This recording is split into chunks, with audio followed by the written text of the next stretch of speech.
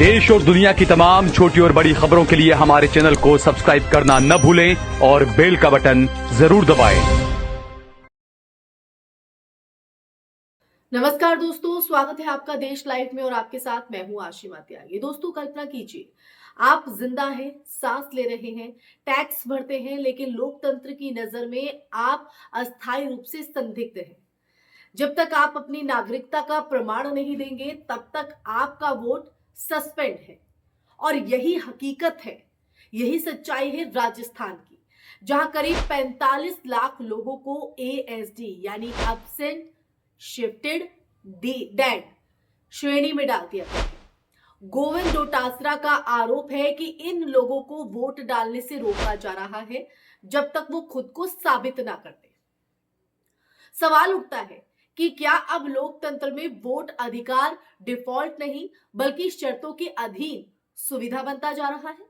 तो आज हम इसी पर चर्चा करेंगे, इसी सवाल का जवाब ढूंढने की कोशिश करेंगे इस चर्चा के माध्यम से।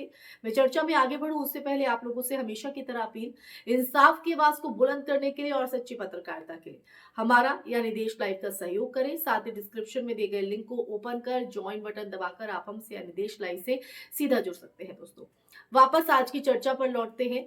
एएसडी की अवधारणा कागज पर प्रशासनिक सफाई लगती है। जो वोटर मौजूद नहीं, शिफ्ट हो गए या मृत हैं, उन्हें सूची से अलग किया जाए। लेकिन जमीनी सच्चाई बताती है कि ये जो प्रक्रिया है वो व्यापक, अपारदर्शी और एक तरफा बनती जा रही है। नियम कहता है कि अगर किसी का नाम जोड़ना हो तो दस्तावेज देकर जोड़ा जा सकता है, पर सवाल यह है कि जो दस्तावेज जुटाने की जिम्मेदारी आखिर किसकी है? क्या हर गरीब, प्रवासी, बुजुर्ग, महिला या फिर हाशिए पर खड़ा नागरिक बार बार अपनी पहचान साबित करता फिरेगा, जबकि राज्य मशीनरी के पास पहले से आधार, राशन, बैंक और पते का डेटा मौजूद है?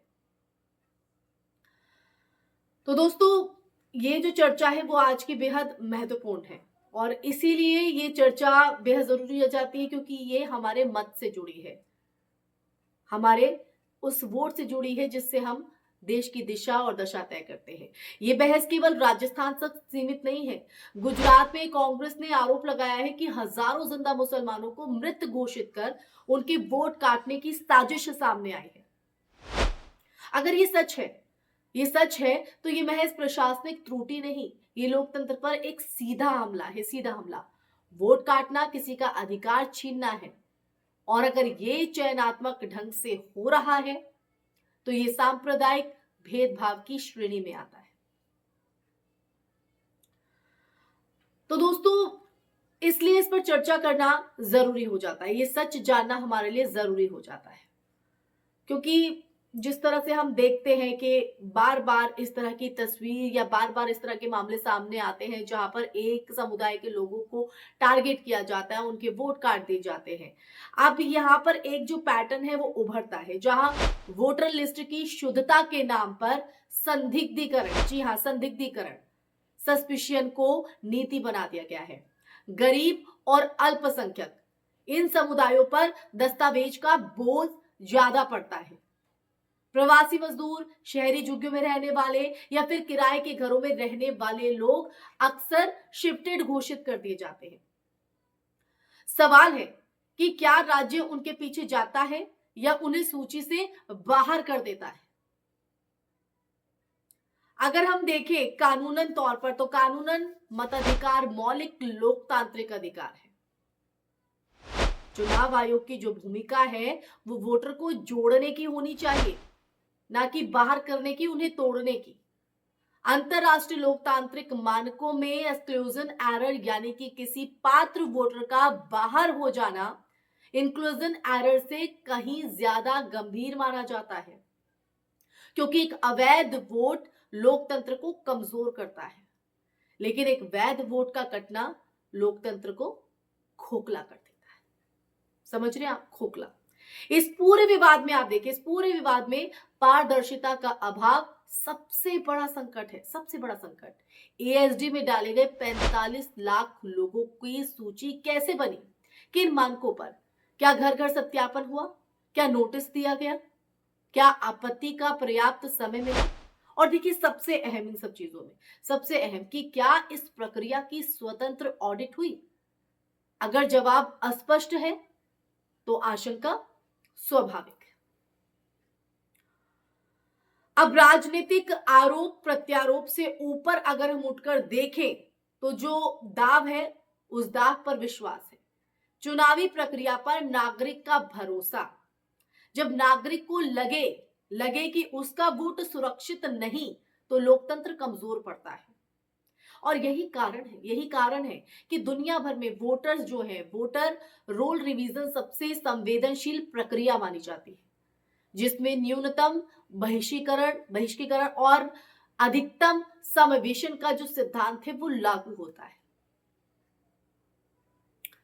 तो ऐसे में अगर हम देखें दोस्तों तो जो आगे का रास्ता है वो स्पष्ट है। पहला, एएसडी जैसी श्रेणियों पर स्पष्ट एसओपी, सार्वजनिक डैशबोर्ड और समयबद्ध नोटिस अनिवार्य है।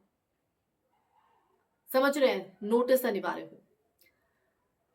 इसके अलावा अल्पसंख्यक और जो हाशिए के इलाकों में विशेष कैंप वो लगाए जाए, वो लगे जहां ऑन दी स्पॉट सुधार हो सके, ऑन द स्पॉट। तो आगे हमें किस तरह से बढ़ना होगा, मैं वो पॉइंट्स आपको पॉइंट दर पॉइंट बता रही हूं।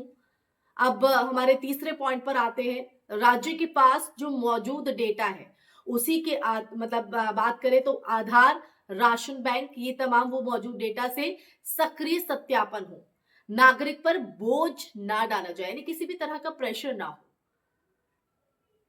तभी जो है हम रास्ते को तय कर सकते हैं।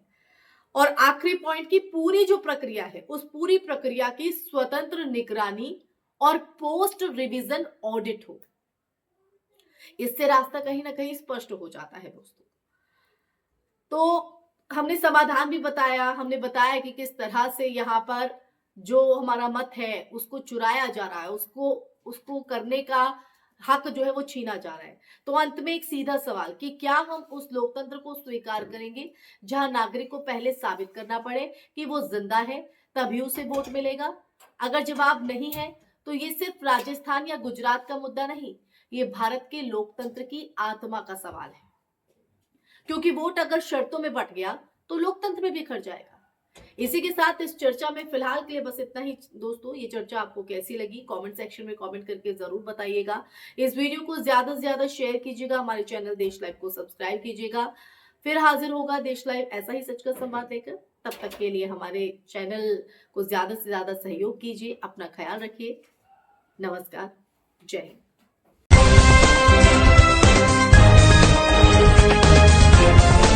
देश और दुनिया की तमाम छोटी और बड़ी खबरों के लिए हमारे चैनल को सब्सक्राइब करना न भूलें और बेल का बटन जरूर दबाएं।